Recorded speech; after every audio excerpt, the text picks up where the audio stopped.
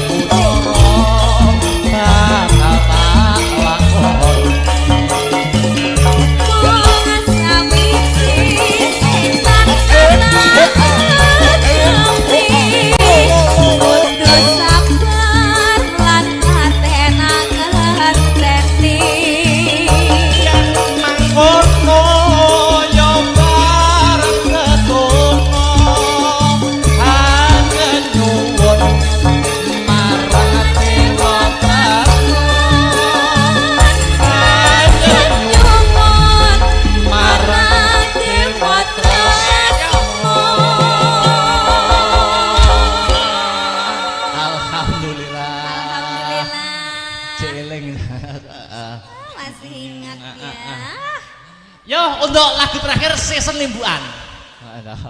Iki aku njaluk. Sing mimpin joget ning depan Mas Ibra. Wah. Rokok Surya. Surya, ayo. Mas Ibra, Tio Cus.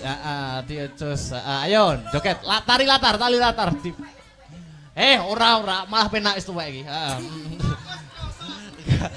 Ayo, Ibra, Mas Ibra, Mas Cus, atau Mas Aryo gak Mas Aryo? Ora. Terus Mas Adit, sing meking kae, sing terakhir Mas Alpan. Ya.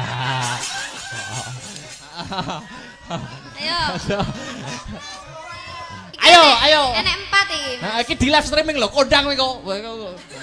Yo.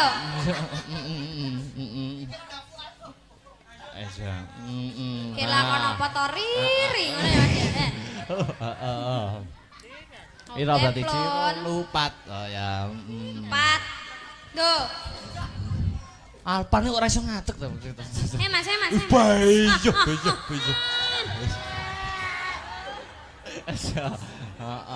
Ya Mas.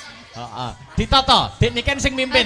Oke. Mimpin barisan. Ya Mas Alpat nek kene Mas Alpat. Cus mimpin nari. Zo wis rapopo sak isane. Lagune 1 2 Dik niken. Sik ditoto sik barisane sing rapi. Mas Alpan mohon maaf sampean awar-awar wong dodolan nek kene Mas. Teh aku masih gak ketok Mas.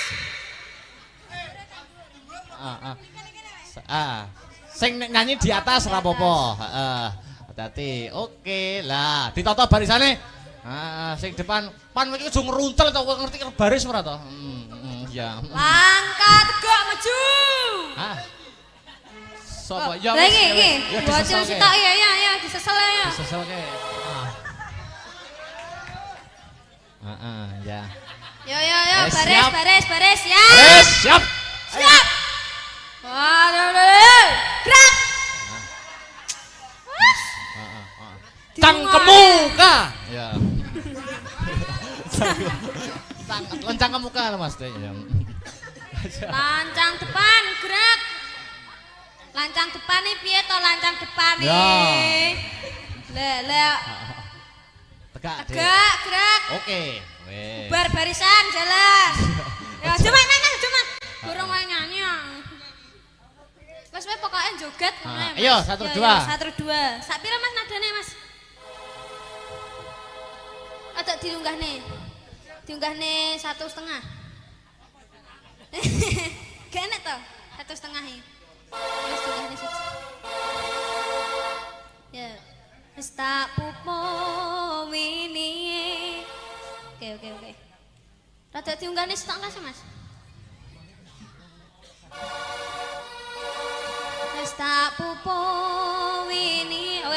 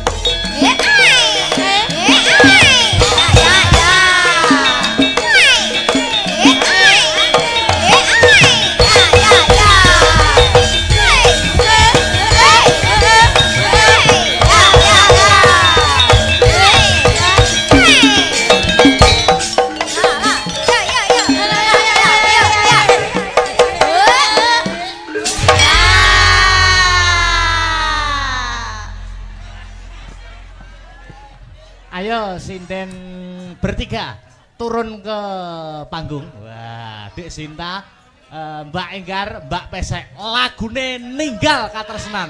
Wah. Nggo ngendoni swasana kang kenceng ngregengke kahanan ben gayeng. Oke, yo, ayo, Dik Sinta, Mbak Enggar, Mbak Pesek, ya. Ninggal Katresnan Astabrata.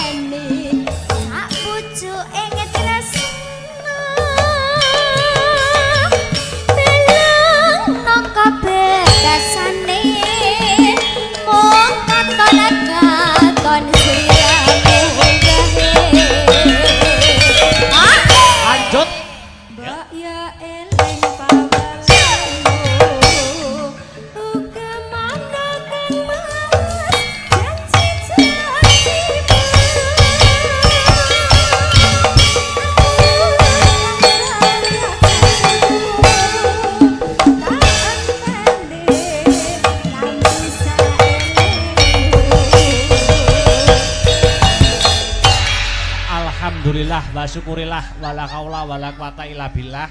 Hasbunallah wa ni'mal wakil, ni'mal maula wa ni'mal nasir wala haula wala quwata illa billahil aliyil azim. Nduk, Limbuk, piye yo? Ambekan sik ya, Nduk. Heeh. Apa-apa ki yen ora nggo ambekan ngongso dadine kesel, dadine ora apik, dadine ora becik. Oh iya. Ora lali sepisan ngucapke sujud syukur marang kersaning Gusti Allah Subhanahu wa taala, Tuhan yang Maha Esa yang Widiwasa ya, Nduk. Ngono ya, Mak.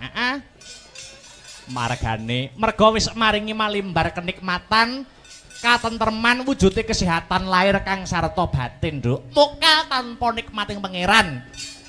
Awake dhewe ya kuwi kalawan warga ing dusun Babatan kang sarta paguyupane awake dhewe rombongan saka Astabrata iso kumpul bengi iki melekan tirakatan seneng-seneng bareng mapan ana kene. Wo ngono ya, Mak. Iya.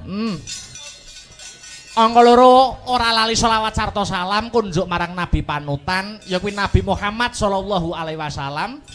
Tumruning para sahabat sak garwa putra wayah khususe Bagindo Hasan kelawan Husain. Amin amin ya rabbal alamin. Iki acarane apa? Piye? Iki acarane apa?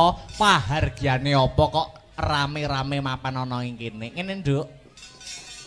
Acarane ana ing bengi iki tidak lain tidak bukan ya ta? Ya kuwi nyadranan. Wah, iya nyadranan. Ana sing ngarani bersih dusun, ana sing ngarani rasulan. Oh iya, ana sing ngarani sedekah bumi. Oh ngono, iya. Maneka warna wujute, maneka warna sesebutane, merga kabeh setiap tempat ya kuwi mempunyai budaya dan tradisi masing-masing. Ning ya toh intine ki padha ya kuwi apa? Ngunjukake rasa syukur marang Gusti Allah Subhanahu wa taala. Wo ngono. Merga wis maringi nikmat sempat ya kuwi wujude kesehatan lahir batin, ya desane diparingi ayem, diparingi tentrem. Oh ngono. Sing kerja nyambut dadi tani, tandurane lancar, panene apik. Oh ngono.